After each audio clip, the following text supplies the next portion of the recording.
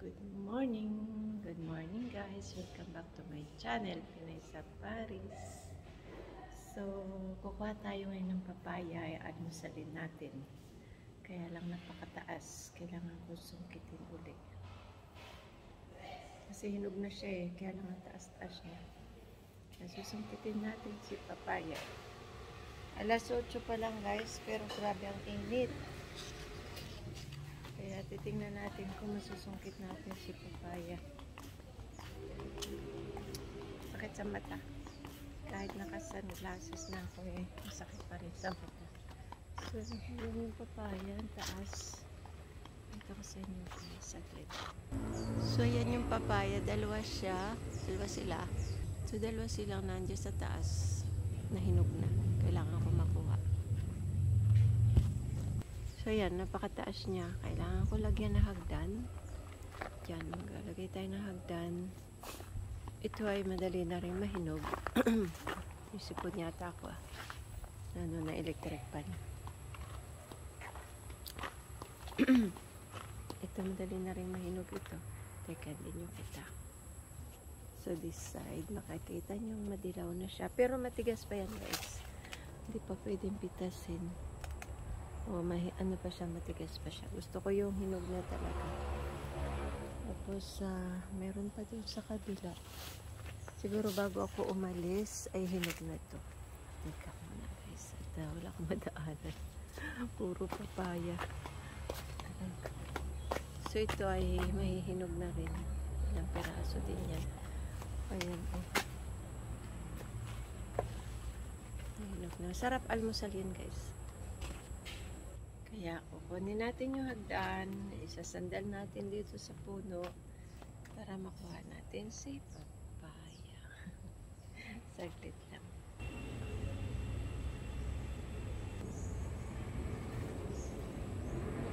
Ayaw natin ang papaya. Ay, ako ay hindi na.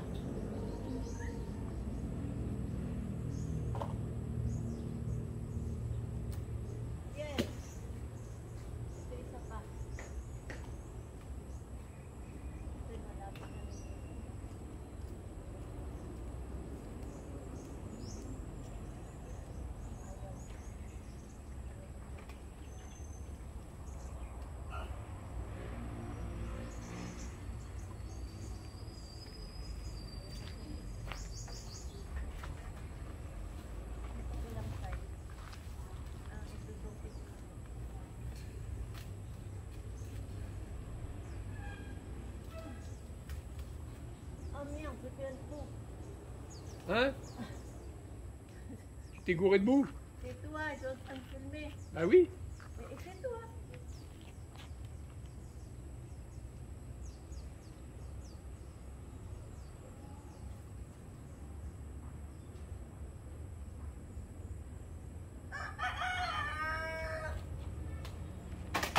Yep. Nadurog kaya.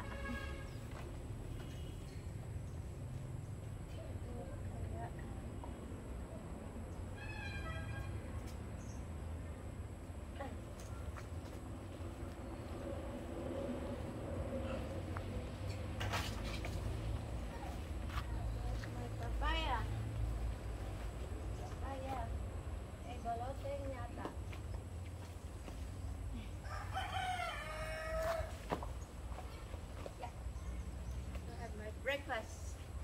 Tadang! Nalapog.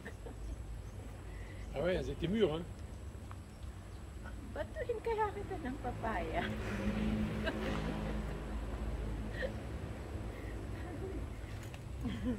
Hinog na.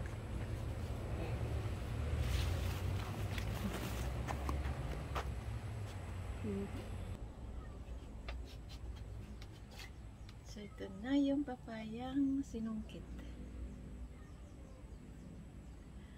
Tingnan natin. Matamis. This mga almusal. Hindi pa siya bulok, pero hinog na siya. Talagang nasasabing hinog sa puno. Ayan. Dalawa sila. Yung isa ay hinog na rin. Ayun. napamali yung sungkit ko na butas. So, isa lang muna kakainin natin, guys. Narambutan ako. Dami kong rambutan dito, guys, pero medyo matabang. Binigay ng kapitbahay. Isang box. Siguro mga 20 kilo yun. Hindi ko makain dahil sobrang dami. Mimi! Hmm? Yung pusa na rito. Yung pusa yung nagpapaampun. Ayan, guys, ang sarap. Mimi? Kila Mimi? Yeah? Hmm? Yeah? Gutom ka? Ha? Yan na, Mimi. Gugutom na naman yung pusang nagpapaampun. Hmm? Yeah? Yeah? Yeah? Hmm? Nangingi siya ng food. Ang sarap, guys. Ang tamis. Hmm. Pakatamis nito. So, yung isa, tignan natin. Kasi itong mga bata dito, hindi sila nakain ng papaya. Hindi nila alam na sarap ang papaya at maganda sa katawan. Mimi! Ika, guys, at nangingi talaga ng pagkain itong pusa. Kuhaan ko muna siya ng pagkain. Hmm? Wala akong pampunas. Kuhaan ko muna siya ng pagkain kasi hindi ako titigilan yan. Iyak na iyak.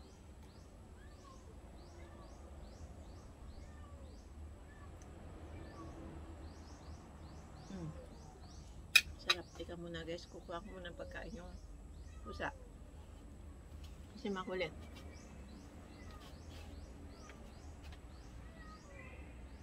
So, ayan pusa. Mimi! Gutom yan. Kukuha ko muna siya ng pagkain.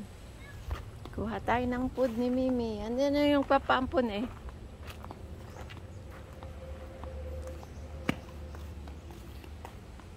Nibigyan mo nga ng ano, yung pusa.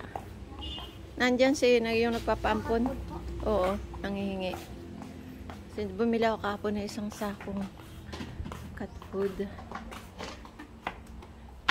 Kasi napakarami nilang pusa dito. Ibig ko sabihin, napakaraming nagpapaampun na pusa. So, ito na. Ayan, nagpaampun din yan. Nanganak ng 4. Loko mga pusa na to. Ang dami ko na ampun na pusa. Tideng. Ayan, ampun din yan. 4 din ang anak niyan. Kaya wala na yung kuting ko dito. Mimi! Ito na. Ha? Ito na. Ay, teka. Di ba pakainan mo yan? Ayan. Ayan. Sasaluhan ka pa ni KitKat. Masarap? Nyam, nyam, nyam, nyam. Nyam, nyam daw eh. Nyam, nyam, nyam, nyam. Ha? Nyam, nyam, nyam, nyam. Nakakatuwa to, guys. Yung side, ano, sa kabilang side niya, may heart siya, oh. Ayan siya, oh, may heart. Napunta dito pag nagugutom. Tapos ito nga, ito yung isa yun. Ay, pusa. Ayan yung isa. Ampun din yan. Dami. So, itutuloy na natin ang pagkain ng papaya. Hintay ko yung nagtitinda ng isda eh. Kuya ko nandun, nakaupo. Ay. Tuloy na natin ang ating papaya. Masarap. So guys, ayan. Naubos na yung papaya. Hindi na pala naubos. Nakaisa't kalahati ako.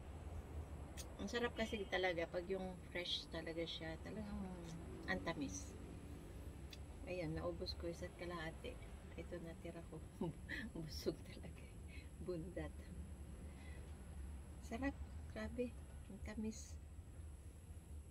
Yung mabibili mo sa tindahan kasi iba yung tamis niya.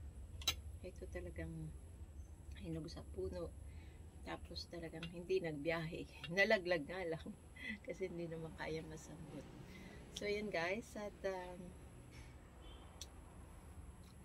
bakasyon pa rin hanggang August 24.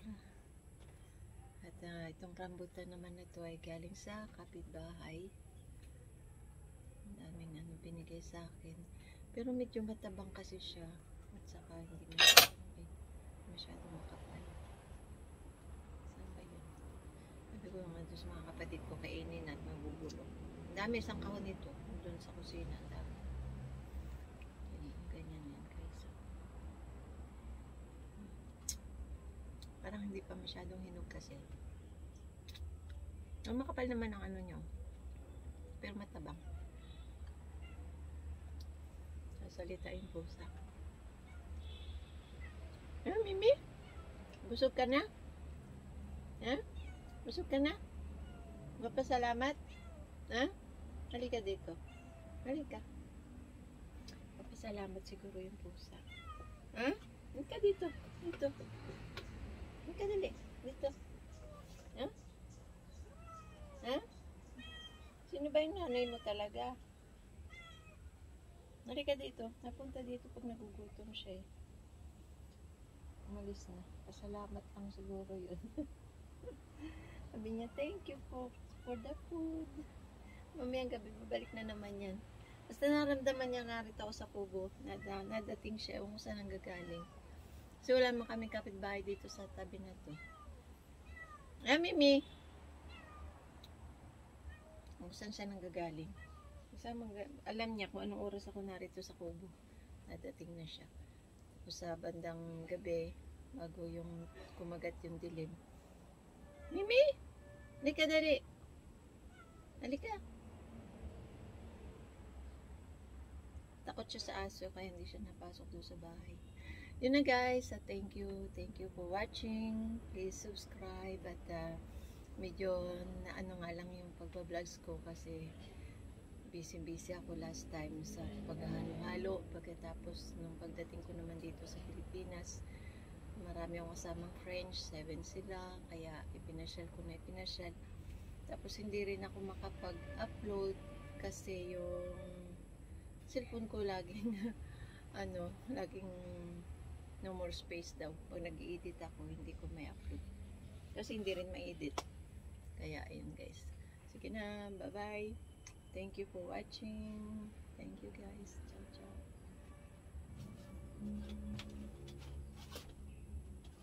Mimi. Yeah. Ay, bahay na sana yung friend mo. Iba pala ito. Yung isa yung umalis na kasi dumating itong isa. Ayan, bye-bye ka.